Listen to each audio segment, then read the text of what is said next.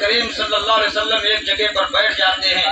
ایک جگہ پر بیٹھ کر کے ابو بکر صدیق رضی اللہ تعالیٰ عنہ سے ارشاد فرماتے ہیں, اے ابو بکر, سامنے وہ گھر ہے, جاؤ اس گھر میں چلے جاؤ, ہو سکتا ہے کچھ کھانے کو مل جائے, اگر مل جائے تو لے آنا.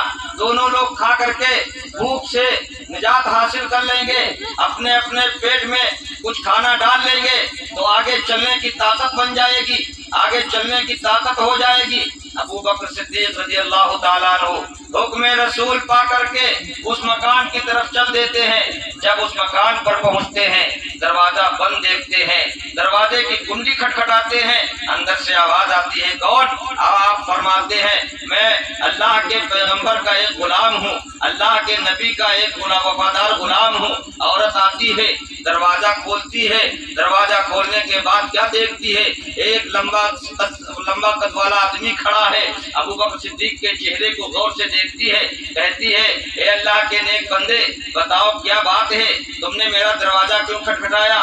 حضرت ابو بکر صدیق رضی اللہ تعالیٰ عنہ فرماتے ہیں, اے بی بی خاتون, ہم بھوکے ہیں, ہمارے پیغمبر جو نبی آخر الزمان صلی اللہ علیہ وسلم ہیں, جو وہاں پر بیٹھے ہوئے ہیں, وہ بھی بھوکے ہیں. اگر تمہارے گھر میں کچھ کھانا ہو تو عطا کر دو, ہم دونوں لوگ کھا کر کے اپنی بھوک مٹا لیں. وہ عورت کہتی ہے, اے اللہ کے نیک بندے, ہمارے گھر میں کچھ بھی نہیں ہے, ہم آپ کو کیا دے دیں؟ ہمارے گھر میں کوئی چیز موجود نہیں ہے, ہم آپ کو کیا عطا کر دیں؟ ابو بکر صدیق پھر کہتے ہیں, دیکھ لو جا کر کے, ہو سکتا کسی طرف کوئی چیز کھانے والی مل جائے. مگر وہ عورت کہتی ہے, ہم گھر کے مالک ہیں, ہمارے گھر میں معلوم ہے کیا کیا ہے, ہمارے گھر میں کوئی چیز بھی کھانے والی نہیں ہے. پیارے اسلامی بھائیو, ابو بکر صدیق پھر کہتے ہیں, عورت پھر یہی جواب دیتی ہے. ابو بکر صدیق واپس چلے آتے ہیں. واپس چلے آنے کے بعد آقا کریم صلی اللہ علیہ وسلم کی بارگاہ میں عرض کرتے ہیں, اے اللہ کے پیارے رسول, میں نے اس بی بی خاتون سے,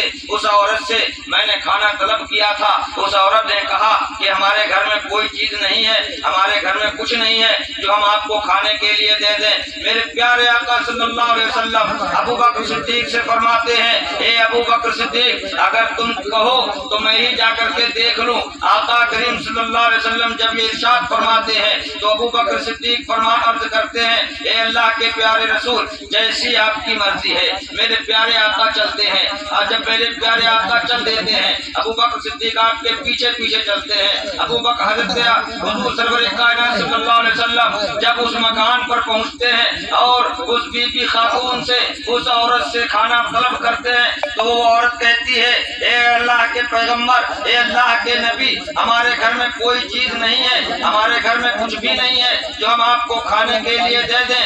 کہتی جا رہی تھی, آقا کو دیکھ رہی تھی, کبھی آپ کی پیشانی کو دیکھ رہی تھی, کبھی آپ کے لب مبارک کو دیکھ رہی تھی, کبھی آپ کی آنکھوں کو دیکھ رہی تھی, کبھی آپ کی پھاؤں کو دیکھ رہی تھی. حضرات محترم, عورت دیکھ رہی تھی. آقا ارشاد فرماتے تھے, اے عورت, تیرے گھر میں اگر کوئی چیز کھانے والی ہو تو عطا کر دے. مگر جب اس کے گھر میں کوئی چیز تھی نہیں, وہ یہی کہتی تھی, اے اللہ کے پیغمبر, ہمارے گھر میں کوئی چیز نہیں ہے, ہمارے گھر میں کچھ بھی نہیں ہے جو ہم آپ کو عطا کر دیں. میرے پیارے آقا صلی اللہ علیہ وسلم کی نظر ایک بکری پر پڑتی ہے جو تھوڑی دور پر بندھی ہوئی تھی. میرے پیارے آقا اس عورت سے پوچھتے ہیں, یہ بکری کون ہے, یہ بکری کس کی ہے, اس بکری کا مالک کون ہے؟ وہ عورت کہتی ہے, اللہ کے پیارے رسول, میں اس بکری کی مالکہ ہوں, میری ہی یہ بکری ہے, مگر یہ بکری تو ایسی کمزور ہے, ایسی لاغر ہے جو اب کی تب مہمان ہے.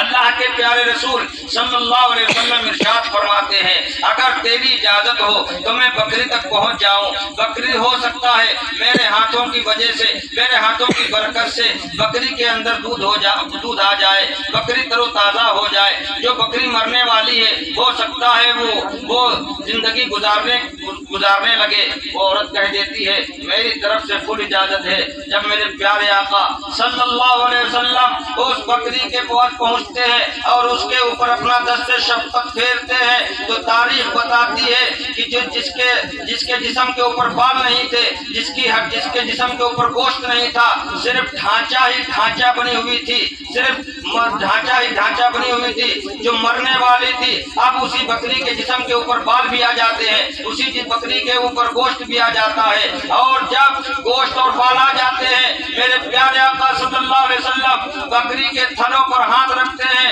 جیسے ہی تھن پہ ہاتھ رکھتے ہیں تھنوں کے اندر دودھ آ جاتا ہے۔ میرے پیارے آقا صلی اللہ علیہ وسلم اس عورت سے کہتے ہیں اے بی بی خاتون، اگر تیرے گھر میں کوئی برتن ہو تو لے آ، میں دودھ لگانا شروع کروں۔ وہ عورت جاتی ہے، اپنے گھر سے ایک برتن لے کر کے آتی ہے، آقا کریم صلی اللہ علیہ وسلم کو عطا کرتی ہے۔ میرے پیارے آقا اس بکری کے پاس، بکری کے تھن کے پاس برتن کو رکھتے ہیں اور اپنے ہاتھ سے ہلکا سا پریشر دیتے ہیں، بکری کے تھن سے دودھ اس برتن کے اندر گرنا شروع ہو جاتا ہے۔ حضرات محترم، مجھے کہہ لینے دیا جائے یہ کس کی برکت تھی؟ جو بکری اب کی تم مہمان تھی، جو بکری مرنے والی تھی، یہ میرے پیارے آقا صلی اللہ علیہ وسلم کے ہاتھوں کی برکت تھی، جو اس کے اندر گوشت بھی آ گیا تھا، دودھ بھی آ گیا تھا۔